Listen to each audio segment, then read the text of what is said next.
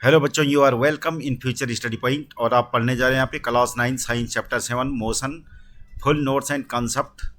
तो आप यहाँ पर से फुल नोट्स बना सकते हो। आपका पूरा कंसेप्ट क्लियर हो जाएगा। आपको केवल एक ही काम करना है, वीडियो शुरू से लेकर लास्ट तक देखना है। तो बच्चों, जैसे आप जानते हो कि हम अपने एवरीडे लाइफ में कुछ ऑब्जेक्ट्स और रेस्ट और कुछ को मोशन में देखते हैं। कुछ ऑब्जेक्ट ऐसे होते हैं जो रेस्ट पोजीशन में होते हैं और कुछ ऑब्जेक्ट ऐसे होते हैं जो मोशन में पाए जाते हैं। बर्ड्स फ्लाई करती हैं, फिश स्विम करती हैं, ब्लड वीन्स और आर्टरीज में फ्लो होता है, और कारें मूव करती हैं। Atoms, molecule, planets, stars, Galaxy सभी मोशन में हैं। हम अक्सर किसी ऑब्जेक्ट को तब मोशन में मानते हैं जब उसकी पोजीशन टाइम के अकॉर्डिंग चेंज होती है, यानी टाइम के अनुसार पोजीशन चेंज होती है तो हम बोलते हैं कि ऑब्जेक्ट क्या है, मोशन में है। हालांकि कुछ सिचुएशन ऐसी भी होती हैं जहां मोशन को इनडायरेक्ट एविडेंसेस के आधार पर समझा जाता है।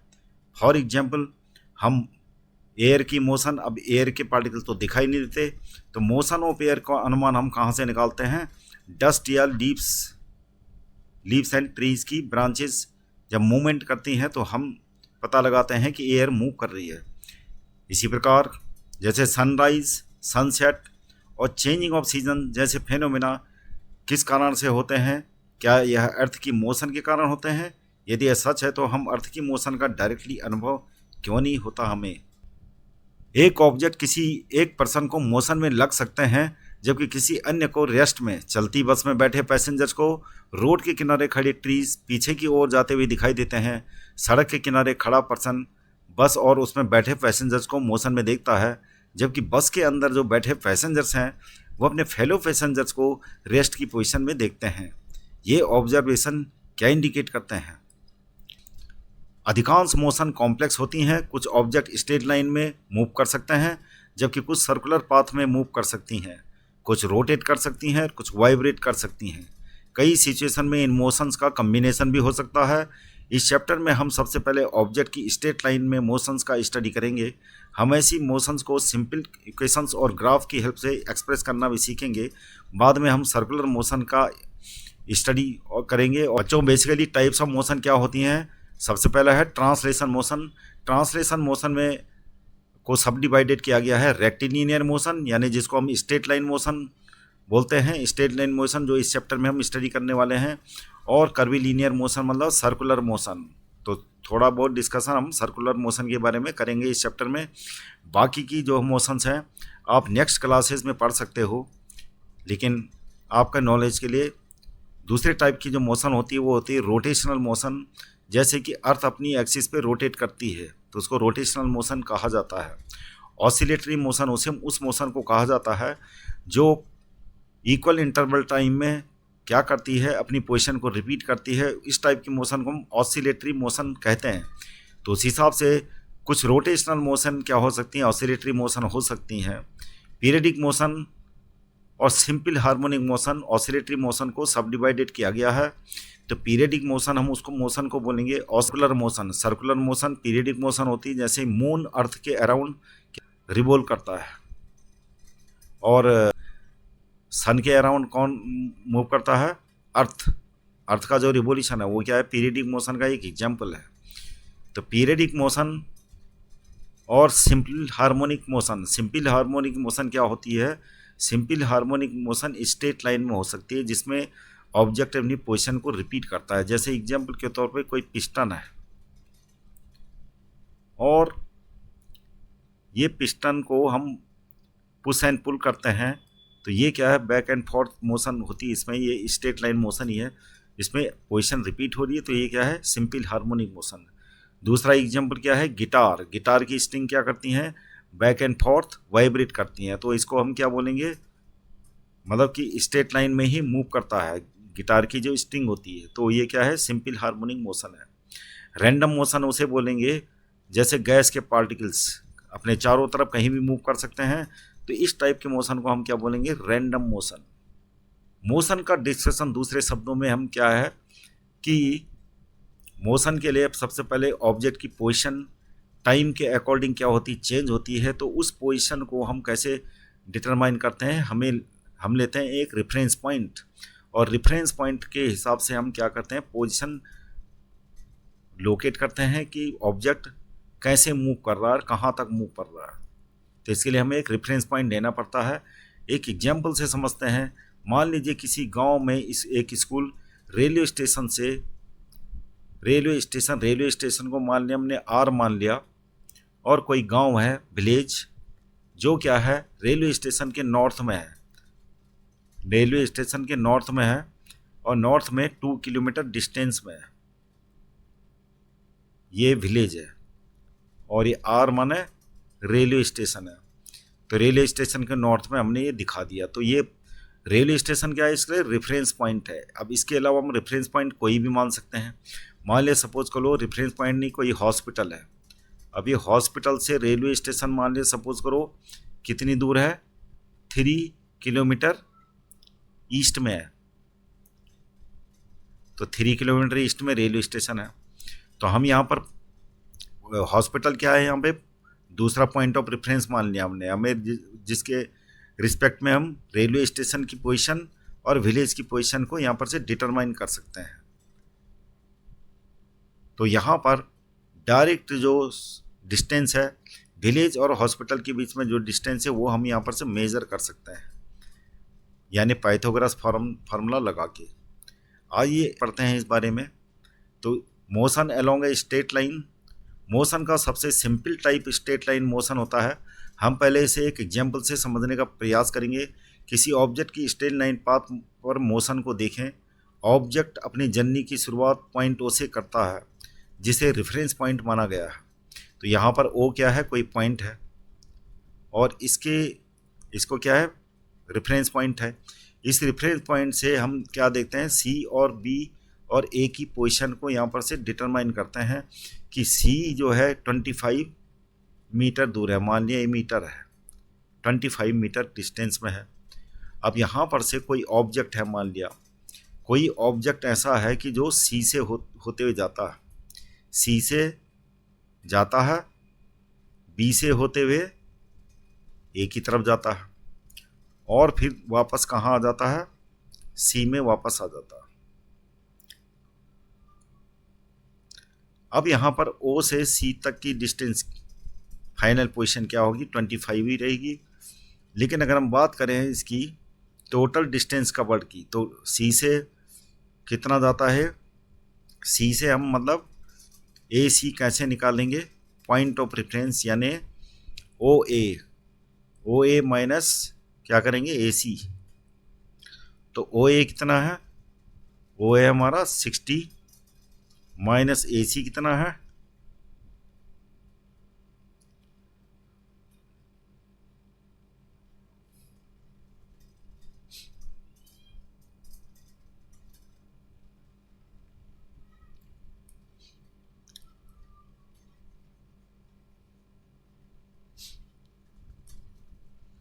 तो यहाँ पर हमें देखना है कि टोटल डिस्टेंस कवर्ड क्या होगी।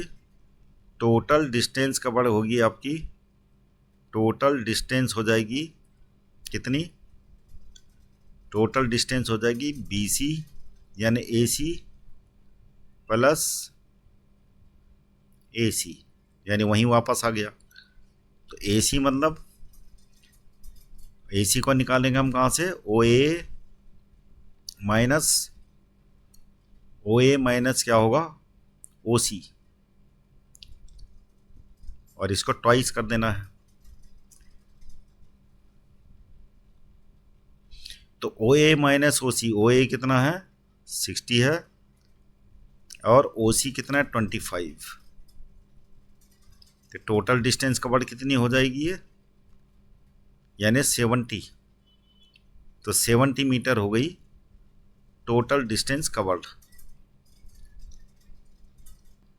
अगर हम डिस्प्लेसमेंट की बात करें तो ऑब्जेक्ट क्या है, सी से गया था, अभी इनिशियल पोजीशन उसकी सी थी और फाइनल पोजीशन भी सी है। तो आइए इसको और टर्म्स से समझते हैं। तो उससे पहले हमें स्टडी करना पड़ेगा स्केलर क्वांटिटी और वेक्टर क्वांटिटी क्या है। तो स्केलर क्वांटिटी उन फिजिकल क्वांटिटी को बोलते हैं जिनको रिप्रेजेंट करने के लिए केवल हमें मैग्नीट्यूड की ज़रूरत पड़ती है, उसके साइज की। एग्जाम्पल डिस्टेंस, स्पीड, मास, टाइम, टेम्परेचर, वॉल्यूम। तो इन सबको मेज़र करने के लिए हमें मैग्नीट्यूड की ज़रूरत पड़ती है, इसलिए इनको स्केलर क्वांटिटी कहा जाता है। वेक्टर क्वांटिटी उन क्वांटिटीज़ को बोलते हैं जिन क्वांटिटी को रिप्रेजेंट करने के लिए हमें मैग्नीट्यूड और डायरेक्शन दोनों की ज़रूरत पड़ती है। एग्जाम्पल के तौर पे displacement, velocity, acceleration, force and momentum. तो बेसिकली डिस्टेंस की डेफिनेशन क्या है? Distance is the total path covered by an object during its journey and it is a scalar quantity. अब मान लिया सपोज करो कोई ऑब्जेक्ट जाता है 3 किलोमीटर ईस्ट, 3 किलोमीटर ईस्ट जाता है और 2 किलोमीटर फिर कहाँ आ जाता वापस? वेस्ट में। तो ये हो गया ए बी, पहले ए से बी तक गया, फिर बी से सी तक जाता है, 2 किलोमीटर वापस आता है। तो टोटल डिस्टेंस कवर्ड कितनी हो गई? टोटल डिस्टेंस मतलब डिस्टेंस कवर्ड कितनी हो जाएगी इसकी? 3 + 2 यानी 5 किलोमीटर। दूसरी फिजिकल क्वांटिटी है डिस्प्लेसमेंट। तो displacement is the shortest straight line distance from the initial to final position, यानी इनिशियल और फाइनल पोजीशन किसी ऑब्जेक्ट की जर्नी के दरमियान इनिशियल और फाइनल पोजीशन के बीच में जो शॉर्टेस्ट डिस्टेंस होती है उसे डिस्प्लेसमेंट कहा जाता है। It is a vector quantity, क्योंकि इसमें इसको रिप्रेजेंट करने के लिए हमें डायरेक्शन और मैग्नीट्यूड दोनों की ज़रूरत पड़ती है। तो यहाँ पर इस केस में ऊपर वाला जो केस है, इस केस में डिस्प्लेसमेंट क्या हो जाएगा? इस केस में डिस्प्लेसमेंट होगा हमारा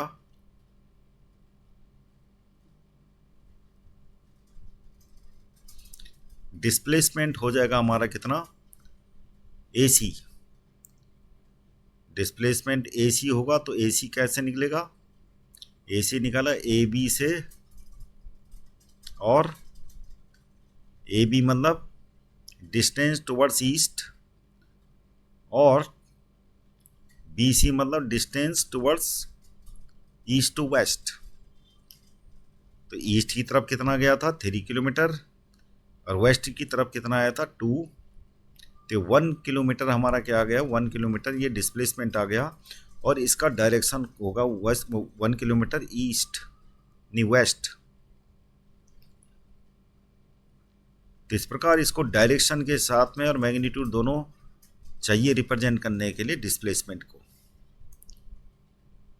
अब पढ़ते हैं uniform motion. When an object covers equal distances in equal intervals of time, it is said to be in uniform motion, regardless of how small and time intervals are. जैसे example के तौर पे uniform motion किसको बोलेंगे? मान लिया कोई object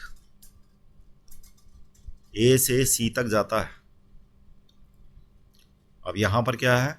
definition क्या है इसकी? When an object covers equal distances in equal interval of time। अब ये इक्वल डिस्टेंसेज हैं, मान लिया यहाँ पे क्या है? ए बी और ये डी है, तो इक्वल डिस्टेंसेस रिप्रेजेंट कर रहे हैं A B equal to B D equal to D C, और इनको इक्वल इंटरवल में ये ऑब्जेक्ट कवर कर रहा है। टी टाइम में डी सी, टी टाइम में बी डी और टी टाइम में ए बी। तो क्या बोलेंगे हम इसको? यूनिफॉर्म मोशन बोलेंगे, यानी it means equal distances in equal intervals. इसके अगेंस्ट नॉन यूनिफॉर्म मोशन क्या होती है? When an object covers unequal distances in equal interval of time. अब इक्वल इंटरवल ऑफ टाइम मान लिया सपोज करो ए से बी तक जाता है। अब टाइम तो वही है, यहाँ टाइम लेता है ये टी बी तक। अब टी टाइम में यहाँ पर जा रहा है ये सी तक, तो टी टाइम में अनइक्वल डिस्टेंसेस कवर कर रहा है, तो इसको क्या बोलेंगे हम? Non uniform motion. एग्जाम्पल है a car stuck in traffic.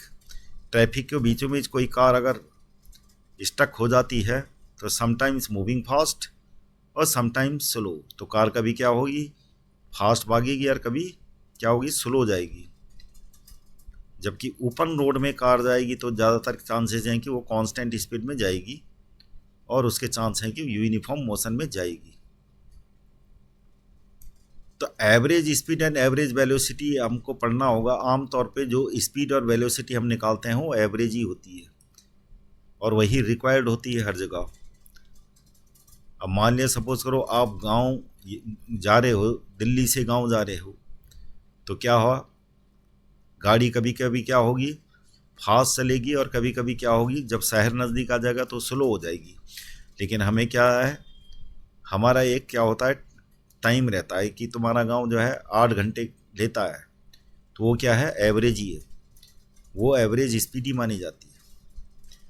तो एवरेज स्पीड को कैलकुलेट करने का मतलब क्या है कि हम एक्यूरेट डिस्टेंस का पता लगा सकें, टाइमिंग का पता लगा सकें, इसलिए हमें एवरेज स्पीड और एवरेज वेलोसिटी की ज़रूरत होती है।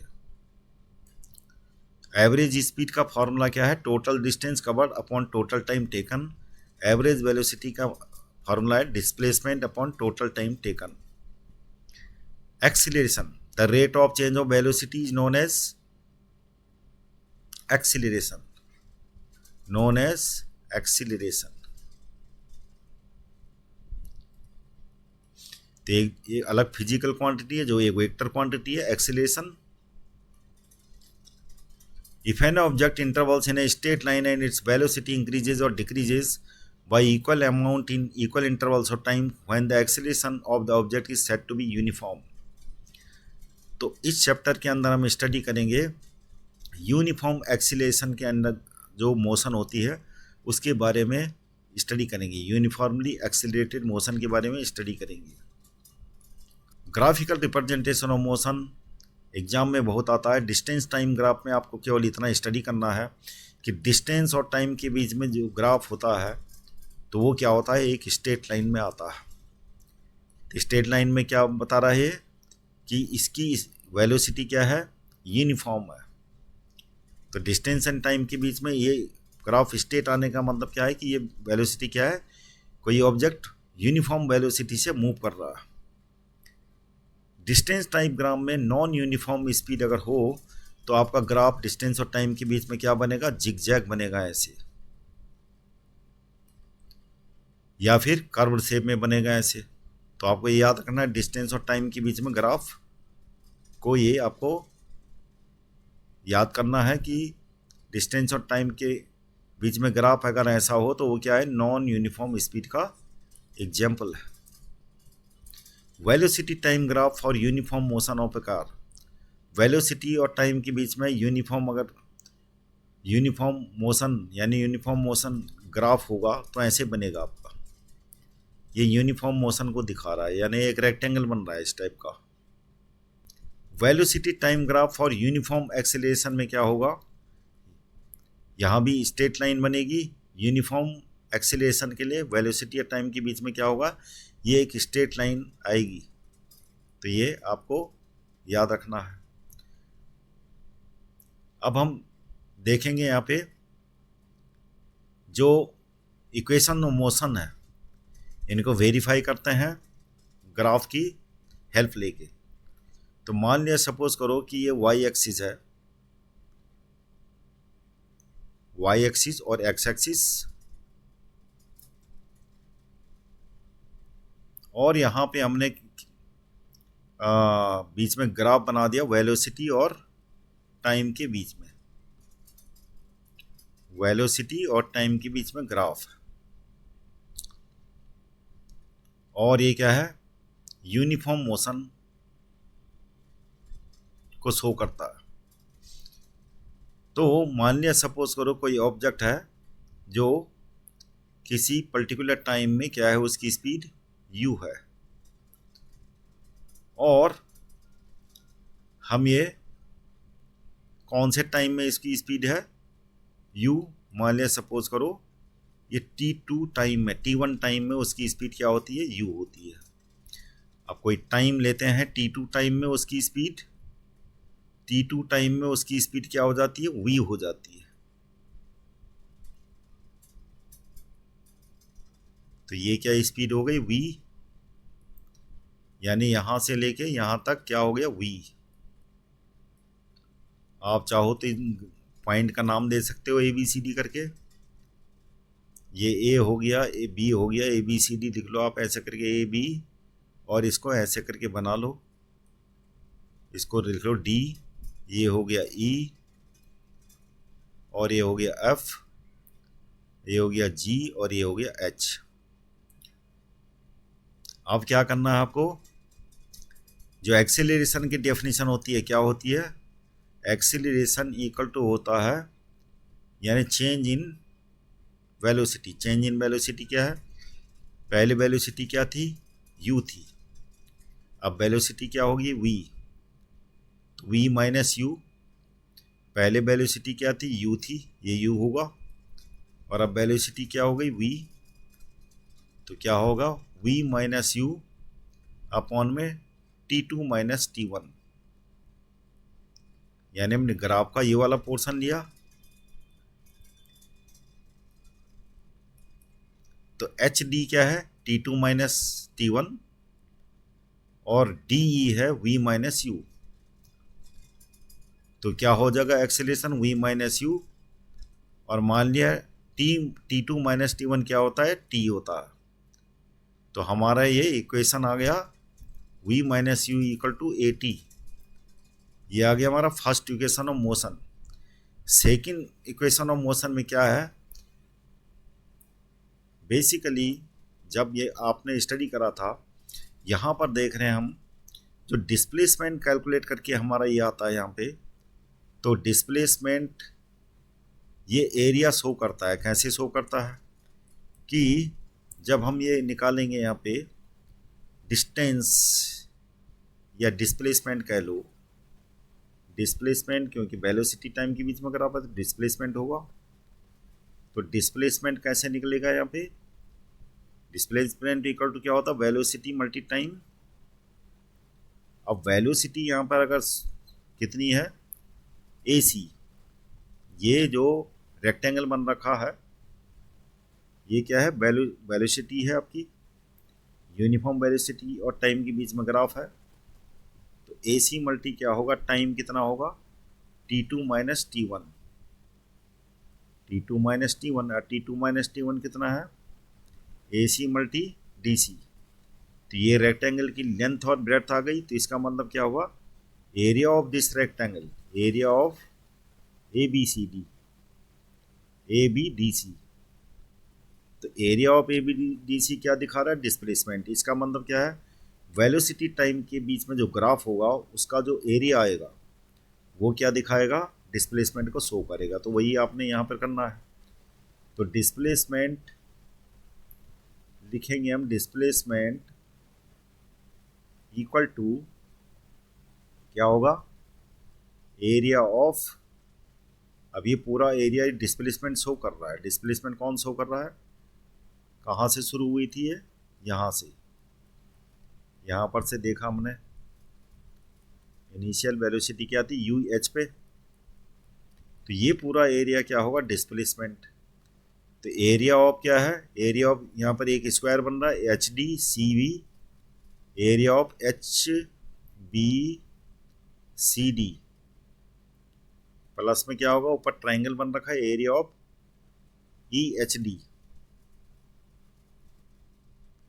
अब एरिया ऑफ जो है स्क्वायर क्या होता है, ये एरिया ऑफ रेक्टेंगल कह लो, length multi breadth, H B C D क्या है, रेक्टेंगल एक्चुअली में, तो बी सी मल्टी क्या हो जाएगा, B C multi B H, plus में area of E H D क्या हो जाएगा, half multi H D multi D E. अब बी सी कितना है, बी सी आपका t2 माइनस t1 है, यानी जिसको हम t लिख सकते हैं, ये क्या है t है, यानी बी सी हमारा क्या है t है, यहाँ से यहाँ तक t हो गया। बी एच कितना हो गया, बी एच हमारा हो गया u,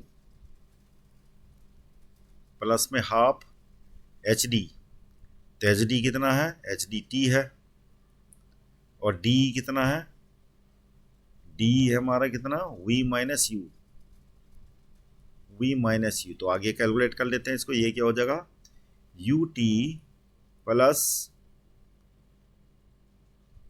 अब यहाँ पर जो है फर्स्ट इक्वेशन से वैल्यू रख लेते हैं, first equation v minus U equal to कितना हो जाएगा यहाँ से ए टी, तो ये वैल्यू हम क्या रख लेते हैं, यहाँ सब्स्टिट्यूट कर लेते हैं, half T multi v minus you की जगह में रख लेंगे ए टी, और ये आ गया हमारा डिस्प्लेसमेंट को हम एस से रिप्रेजेंट करते हैं U T plus half A T square, और ये हमारा वेरीफाई हो गया equation of motion, second equation of motion.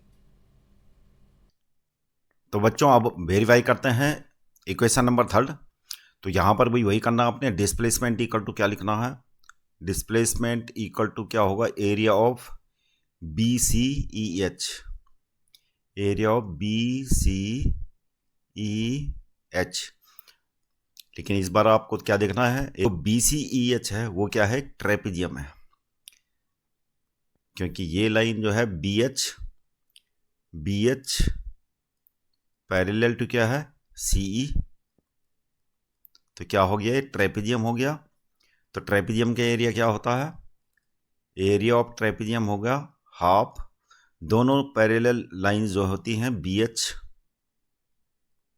और प्लस सी ई का सम, मल्टीप्लाई दोनों के बीच की डिस्टेंस, दोनों के बीच की डिस्टेंस है क्या, एच डी।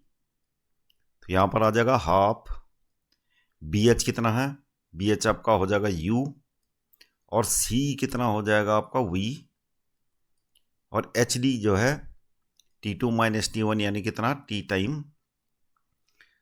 अब क्या करना है आपको, इक्वेशन वन की हेल्प लेनी है। तो इक्वेशन वन में हम क्या देखते हैं कि v माइनस, हम t को सब्स्टिट्यूट कर लेते हैं यहाँ। तो t इक्वल टू कितना हो गया, v minus you upon a, और ये वैल्यू हम t की रख देते हैं यहाँ 1/2 u प्लस v, और t इक्वल टू हो जाएगा v माइनस यू अपॉन में a, डिस्प्लेसमेंट आपका s हो गया, तो 2a इधर आ जाएगा तो 2as हो गया। और ये यहाँ पर आइडेंटिटी अप्लाई कर लेते हैं, मैथ्स में आपने पढ़ी होगी, a plus B A minus B क्या होता है, A square minus B square. तो ये हो जाएगा आपका V square minus U square, यानी इसका मतलब क्या हुआ, वी प्लस यू। तो V square minus U square, ये आपका इक्वेशन आ गया 2as equal to V square minus U square, और इस प्रकार से हमारी थर्ड इक्वेशन आ गई, इक्वेशन मोशंस। तो बच्चों ये इक्वेशंस ऑफ मोशन जो है यूनिफॉर्म एक्सेलरेशन के लिए है, वेलोसिटी और टाइम ग्राफ के बीच, और ये इस चैप्टर की एक किस्म से यूं कह लो कि ये आत्मा है, और ये बहुत ही ज़्यादा इम्पोर्टेंट है इसको समझना। जिन बच्चों ने फ्यूचर में साइंस लेनी है 11th में, उनके लिए बहुत ही ज़्यादा क्रूशियल है। आगे जाके एडवांस में आप ये दोबारा से आप ये पढ़ेंगे क्लास 11 साइंस में, फिजिक्स में, और क्लास 9th के लिए अभी के लिए ये बहुत इम्पोर्टेंट तो है ही है। आगे देखते हैं। तो अभी तक आपने देखा था वो यूनिफॉर्म एक्सेलरेशन मोशन थी, जिसमें हमारी equation of motions, 3 equation of motions verify हो गई हैं। अब क्या है कि आपको ये देखना है, ये वेलोसिटी टाइम ग्राफ जो दिख रहा है ये क्या है, ये यूनिफॉर्म एक्सेलरेशन मोशन का है, ए वाला। सेकेंड वाला वेलोसिटी और टाइम ग्राफ के बीच में अगर जिग-जैग ऐसे ग्राफ आए तो ये क्या शो करता है, नॉन यूनिफॉर्म मोशन को, नॉन यूनिफॉर्म एक्सेलरेशन को शो करता है। तो आपने ये देख लेना कि ग्राफ किसके बीच में, वेलोसिटी टाइम के बीच में ग्राफ है, और जिग-जैग है, तो ये नॉन यूनिफॉर्म एक्सेलरेटेड मोशन को शो करता है। तो इस प्रकार से ये ग्राफ आपको याद कर लेने हैं। इक्वेशन ऑफ मोशंस जो अभी वेरीफाई करी हमने, when an object moves along a straight line with uniform acceleration, it is possible to relate its velocity, acceleration during motion and the distance covered by it in certain time interval by a set of equations known as equation of motion. For convenience, a set of 3 such equations are given below, जिससे बहुत सारी calculations हमारी होंगी, जितने भी आपके पास maths के समझाएंगे न्यूमेरिकल क्वेश्चन, वहां हम इनको डिस्कस करेंगे। The motion of an athlete along close tracks of different shapes. अब यहाँ पर आपको क्या देखना है, एग्जामिनेशन पॉइंट ऑफ व्यू से आपको ये देखना है, ये क्वेश्चन ऐसे आ सकते हैं जी, कोई क्लोज्ड पाथ में कोई एथलीट क्या कर रहा है, मूव कर रहा है क्लोज ट्रैक है। तो यहाँ पर कितनी बार इसका जो है वेलोसिटी चेंज हो रही है। अब वेलोसिटी का चेंज होने का मतलब क्या है, केवल मैग्नीट्यूड से मतलब नहीं है, डायरेक्शन यहाँ चेंज हो रहा, यानी वेलोसिटी का जो मैग्नीट्यूड है वो तो क्या है, सेम है, मैग्नीट्यूड सेम, लेकिन यहाँ पर डायरेक्शन चेंज हो रहा। तो हम कि वेलोसिटी क्या हो रही है, चेंज हो रही है। तो वेलोसिटी कितनी बार चेंज हो रही है, जितने 4 कॉर्नर हैं हर बार जो है वेलोसिटी चेंज हो रही है। तो यहाँ 4 टाइम्स जो है वेलोसिटी चेंज हो रही है, आपको ये याद रखना है। यहाँ पर क्योंकि 6 साइड वाला हेक्सागोनल ट्रैक है, तो यहाँ पर कितने कॉर्नर बने हुए हैं, 6। तो यहाँ 6 टाइम जो है वेलोसिटी चेंज हो रही है, आपको ऐसे याद रखना है। यहाँ पर क्या है, ये ऑक्टागन है, 1 2 3 4 5 6 7 8, ये ऑक्टागन है। तो यहाँ पर कितने टाइम्स वेलोसिटी चेंज हो रही है, 8 टाइम्स कह सकते हैं। अब ये अप्रोच कर रहा है एक सर्किल की तरफ। अब यहाँ पर प्रत्येक लाइन सेगमेंट किस में बन गया, सर्किल के एक पॉइंट के बराबर बन गया। तो इसका मतलब है सर्किल में वेलोसिटी इनफाइनाइट टाइम्स चेंज होती होगी। सर्किल में जो वेलोसिटी है कितनी टाइम्स चेंज हो रही है, इनफाइनाइट टाइम्स, क्योंकि इसमें इनफाइनाइट पॉइंट्स हैं। यूँ सोच लो प्रत्येक लाइन सेगमेंट एक पॉइंट में चेंज हो गया। अब पढ़ेंगे हम यूनिफॉर्म सर्कुलर मोशन।